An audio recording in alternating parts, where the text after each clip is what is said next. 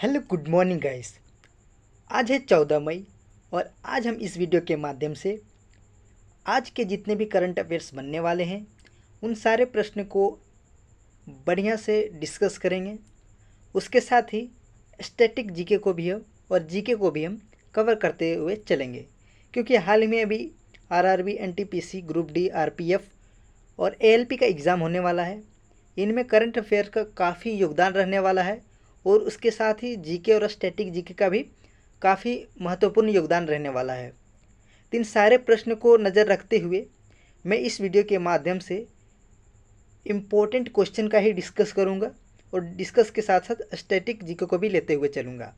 तो बिना किसी देरी को वीडियो को स्टार्ट करते हैं और उससे पहले हम पिछली क्लास में जो पढ़े हैं उसका पहले हम रिवीजन कर लेते हैं। तो चलिए फटाफट रिवीजन करते हैं। जैसे कि हमने पढ़ा था कि अंतर्राष्ट्रीय नर्स दिवस कब मनाया जाता है। अभी हाल ही में अंतर्राष्ट्रीय नर्स दिवस मनाया गया है। यह 12 मई को मनाया जाता है। ऑप्शन नंबर ए इसका राइट आंसर हो जाएगा। अगला प्रश्न था कि मूसा जमीर कौन है जिन्होंने हाल ही में भारत का दौरा किया है। तो मूसा जमीर जो है मालदीव के विदेश मंत्री हैं। ऑप्शन नंबर ए इसका राइट आंसर हो जाएगा, मूसा जमीर। अगला प्रश्न है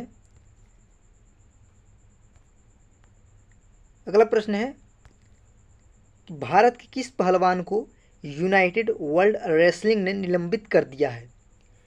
तो इसका आंसर हो जाएगा Bajrang Punia. Option number A इसका राइट आंसर हो जाएगा, बजरंग पूनिया।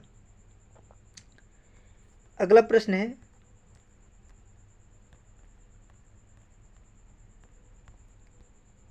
है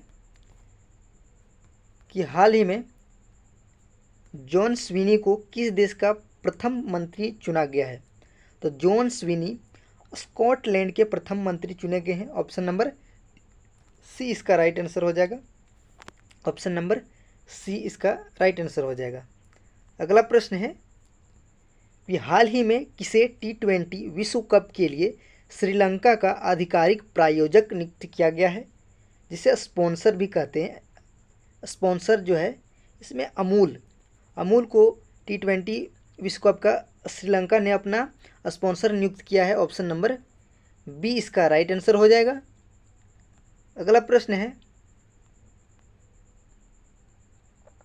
कि हाल ही में विश्व के तीसरे सबसे बड़े ऊर्जा जनरेटर के रूप में भारत ने किस देश को पीछे छोड़ा है। तो इसका आंसर हो जाएगा option number C, Japan. Option number C, Japan इसका राइट आंसर हो जाएगा। अगला प्रश्न हम लोग देख लेते हैं। अगला प्रश्न है कि भी हाल ही में किस राज्य सरकार ने पीरू लाओ पैसा कमाओ अभियान शुरू किया है। तो पीरू लाओ पैसा कमाओ अभियान अभी हाल ही में उत्तराखंड सरकार के द्वारा जारी किया गया है। ऑप्शन नंबर सी इसका राइट आंसर हो जाएगा। अगला प्रश्न है कि हाल ही में जारी वेल्थेस्ट सिटीज रिपोर्ट 2024 में विश्व में सबसे अमीर शहर किसे घोषित किया गया है। तो विश्व का सबसे अमीर शहर जो है यह न्यूयॉर्क को घोषित किया गया है। ऑप्शन नंबर बी इसका राइट आंसर हो जाएगा। Option number B. तो चलिए अब हम आज की करंट अफेयर का डिस्कस करते हैं और आज का पहला प्रश्न है कि अंतर्राष्ट्रीय प्रकाश दिवस कब मनाया जाता है। अंतर्राष्ट्रीय प्रकाश दिवस कब मनाया जाता है। तो अंतर्राष्ट्रीय प्रकाश दिवस जो है यह 16 मई को मनाया जाता है। अंतर्राष्ट्रीय प्रकाश दिवस 16 मई को मनाया जाता है। अच्छा, 16 मई को ही क्यों मनाया जाता है। तो 16 मई को क्या हो गया था। तो भौतिक वैज्ञानिक और इंजीनियर थियोडर मैनन द्वारा 1960 में लेजर के पहले सफल संचालन की वर्षगांठ के लिए यह दिवस मनाया जाता है। तो यहाँ पर आप स्टैटिक जीके में क्या याद रख सकते हैं कि थियोडर मैनन के द्वारा लेजर लाइट का आविष्कार किया गया था। लेजर लाइट का आविष्कार किसके द्वारा किया गया है, थियोडर मैनन के द्वारा। और इसी के उपलक्ष्य में 16 मई को अंतर्राष्ट्रीय प्रकाश दिवस मनाया जाता है। तो इस प्रश्न में हम नया क्या करने वाले हैं।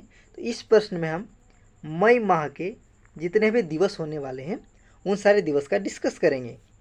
तो चलिए बिना किसी देरी को स्टार्ट करते हैं।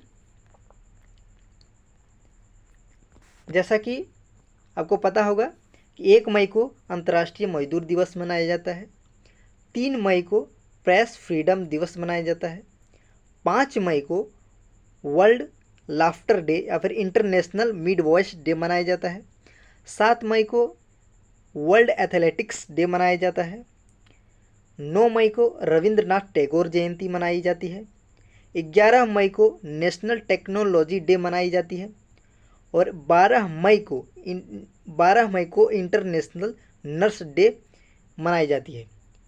और 12 मई के बाद 16 मई को नेशनल डेंगू डे मनाया जाता है, 17 मई को वर्ल्ड टेलीकम्युनिकेशन डे मनाया जाता है, 18 मई को आर्म्स फोर्स डे मनाया जाता है, 21 मई को नेशनल एंटी टेररिज्म डे दिवस मनाया जाता है, 22 मई को अर्थ डे मनाया जाता है, 23 मई को बुद्ध पूर्णिमा मनाया जाता है और 29 मई को इंटरनेशनल एवरेस्ट डे मनाया जाता है, 30 मई को गोवा स्टेटहुड डे या फिर हिंदी पत्रकारिता दिवस मनाया जाता है और 31 अप्रैल को तंबाकू निषेध दिवस मनाया जाता है। चलिए बिना किसी देर के अगला प्रश्न देखते हैं और आज का अगला प्रश्न है कि राष्ट्रपति द्रौपदी मुर्मू ने वर्ष 2024 में कितने लोगों को पद्म विभूषण अवार्ड दिए हैं। हालांकि इसका घोषणा पहले हो चुका था, लेकिन यह अवार्ड जो है अभी हाल ही में दिया गया है। तो कितने व्यक्तियों को दिया गया है, तो इसमें जो कुल है इसमें 5 व्यक्तियों को पद्म विभूषण अवार्ड से सम्मानित किया गया है। तो इसका राइट आंसर हो जाएगा ऑप्शन नंबर बी। इसका option number B right answer हो जाएगा। 5 व्यक्ति को अभी हाल ही में पद्म विभूषण से सम्मानित किया गया है। अब ये 5 व्यक्ति कौन कौन हैं उन्हें भी देख लेते हैं हम, लेकिन उससे पहले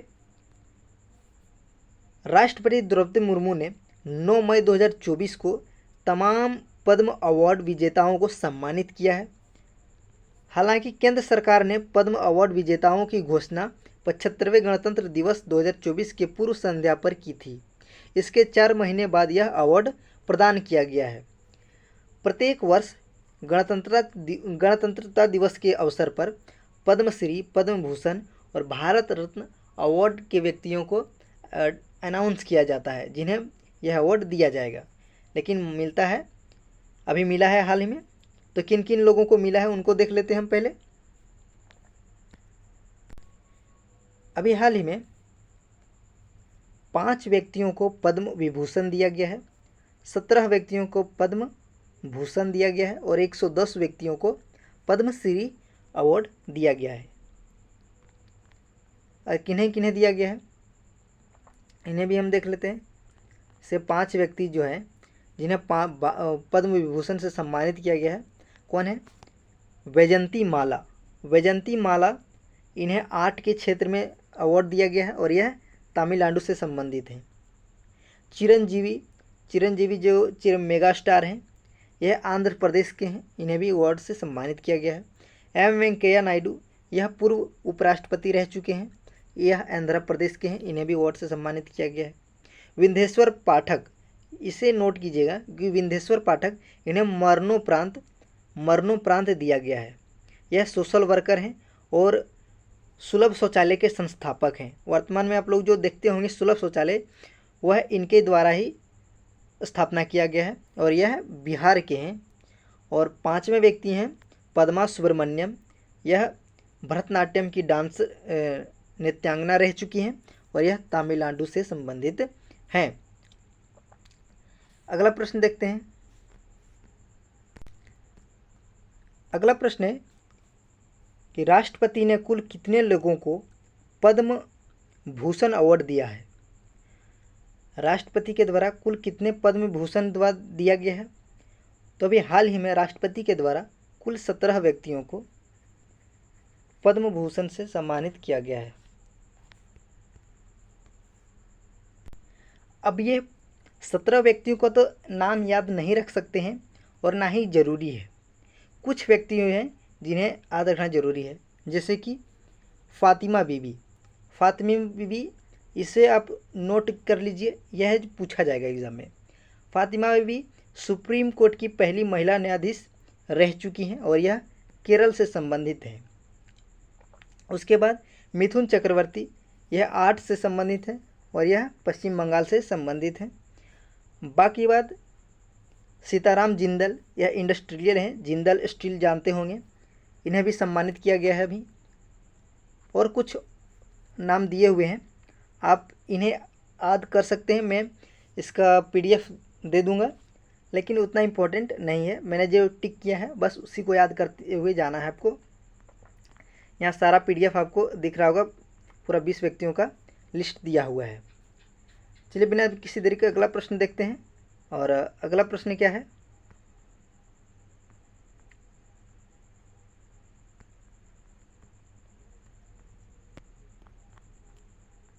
अगला प्रश्न है कि व्लादिमीर पुतिन ने दोबारा रूस का प्रधानमंत्री किसे नियुक्त किया है? व्लादिमीर पुतिन ने दोबारा रूस का प्रधानमंत्री किसे नियुक्त किया है? तो यह जो है मिखाइल मिशुस्टिन को दोबारा जो है प्रधानमंत्री के पद पर नियुक्त किया गया है। ऑप्शन नंबर बी इसका राइट आंसर हो जाएगा। यहाँ पर मिखाइल दिख रहे होंगे और यहाँ पुतिन, व्लादिमीर पुतिन आपको दिख रहा होगा। अगर हम रूस की बात करें, रूस पूर्वी यूरोप और उत्तरी एशिया तक फैला एक देश है। यह क्षेत्रफल के हिसाब से दुनिया का सबसे बड़ा देश है। दुनिया का सबसे बड़ा देश कौन है?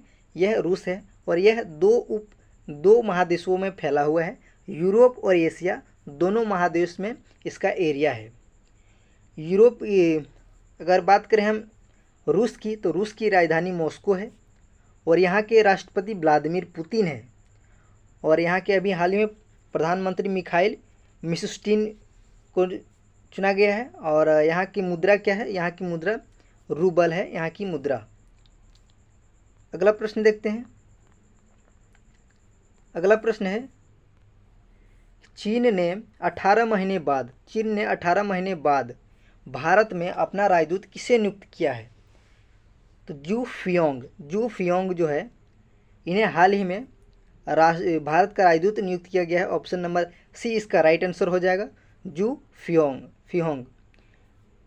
अगर हम चीन की बात करें, चीन की बात कर लें हम, जैसे चीन पर आधारित रूप से यहाँ की पार्टी जो है, यहाँ की पार्टी कौन है? पीपुल्स रिपब्लिक ऑफ चाइना यहाँ की पार्टी का नाम है। और यह एशियाई देश है, यह एशिया की सबसे बड़ी देश है चाइना। और यहाँ के राष्ट्रपति हैं शी जिनपिंग और यहाँ की राजधानी है बीजिंग। चीन की राजधानी बीजिंग, राष्ट्रपति शी जिनपिंग और यहाँ की जनसंख्या है 142 करोड़, जो कि विश्व में सबसे अधिक जनसंख्या इसी के पास है। और यहाँ की मुद्रा यानी कि चीन की मुद्रा को युआन कहा जाता है। चीन की मुद्रा को युआन कहा जाता है। देखते हैं अगला प्रश्न। और आज का अगला प्रश्न है कि हाल ही में जापान के राजदूत ने भारत में कहाँ शांति स्मारक उद्घाटन किया है? तो जापान के राजदूत ने भारत में कहाँ शांति स्मारक का उद्घाटन किया है? तो यह जो है नागालैंड में किया गया है। कहाँ किया गया है? नागालैंड में शांति स्मारक का उद्घाटन किया गया है। ऑप्शन नंबर सी इसका राइट आंसर हो जाएगा। अगर हम जापान की बात करें तो जापान की राजधानी टोक्यो है और यहाँ के द्वीप का नाम होन्शु, होक्काइडो, क्यूशु और शिकोयू यहाँ की द्वीप हैं। और यहाँ की मुद्रा येन है और यहाँ के वर्तमान PM फूमियो किशिदो हैं। अगर हम नागालैंड की बात करें तो हॉर्नबिल महोत्सव यह नागालैंड में मनाया जाता है और प्रतिवर्ष 1 दिसंबर को मनाया जाता है। 1 दिसंबर को प्रतिवर्ष हॉर्नबिल महोत्सव मनाया जाता है, क्योंकि 1 दिसंबर को ही नागालैंड का स्थापना हुआ था। केंद्रीय स्वास्थ्य मंत्री नागालैंड में पहले मेडिकल कॉलेज का उद्घाटन किया है। आधार कार्ड से जुड़ा जन्म पंजीकरण शुरू करने वाला यह पूर्वोत्तर का पहला राज्य नागालैंड बना है। और बात करें कि फांगनोन कोन्याक राज्यसभा की अध्यक्षता करने वाली पहली नागालैंड की महिला सांसद बनी है। अगले प्रश्न की बात करें तो अगला प्रश्न देखते हैं। अगला प्रश्न है कि हाल ही में कहाँ के सैन्य तानाशाह इदरिस डेबी ने राष्ट्रपति चुनाव जीता है। हाल ही में कहाँ के सैन्य तानाशाही इदरिस डेबी ने चुनाव जीता है, तो इसका आंसर हो जाएगा ऑप्शन नंबर सी, चाड। चाड के राष्ट्रपति अभी हाल ही में इदरिस डेबी को चुना गया, यानी कि नियुक्त, यह चुनाव में जीते हैं। ऑप्शन नंबर सी इसका राइट आंसर हो जाएगा। अगर हम इसी प्रश्न में हम देख लेते हैं कि जो नवीनतम प्रधानमंत्री या फिर न्यूनतम अपॉइंटमेंट हुए हैं उन अपॉइंटमेंट को देख लेते हैं। जैसे कि इसाक डार पाकिस्तान के नए उप प्रधानमंत्री बने हैं, इसाक डार। और प्रयोयो स्विनयातो को इंडोनेशिया का राष्ट्रपति नियुक्त किया गया है। शेख अहमद अब्दुल्ला अल अहमद अल सबा कुवैत के प्रधानमंत्री बने हैं। लरिंग बोंग जो है हाल ही में सिंगापुर के नए प्रधानमंत्री नियुक्त हुए हैं। पीटर पेलेग्रिनी ने स्लोवाकिया के राष्ट्रपति का चुनाव जीता है। और अब्दुल फतेह सीसी यह मिस्र के तीसरी बार राष्ट्रपति चुने गए हैं। जुडिथ सुमिनोवा कांगो रिपब्लिक की पहली महिला प्रधानमंत्री नियुक्त हुई है। इन सारे प्रश्नों को आपको नोट करना है, आपके एग्जाम में पूछे जा सकते हैं। अगला प्रश्न देखते हैं। अगला प्रश्न है कि हाल ही में कौन तरल ऑक्सीजन केरोसिन चालित सेमी क्रायोजेनिक इंजन विकसित कर रहा है। यह जो है इसरो के द्वारा विकसित किया जा रहा है, सेमी क्रायोजेनिक इंजन है यह, और इसरो के द्वारा विकसित किया जा रहा है। ऑप्शन नंबर ए इसका राइट आंसर हो जाएगा।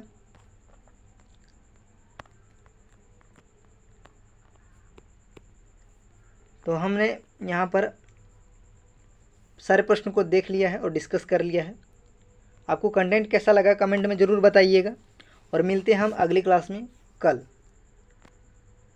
तब तक के लिए आप अपना ध्यान रखिएगा। मिलते हैं।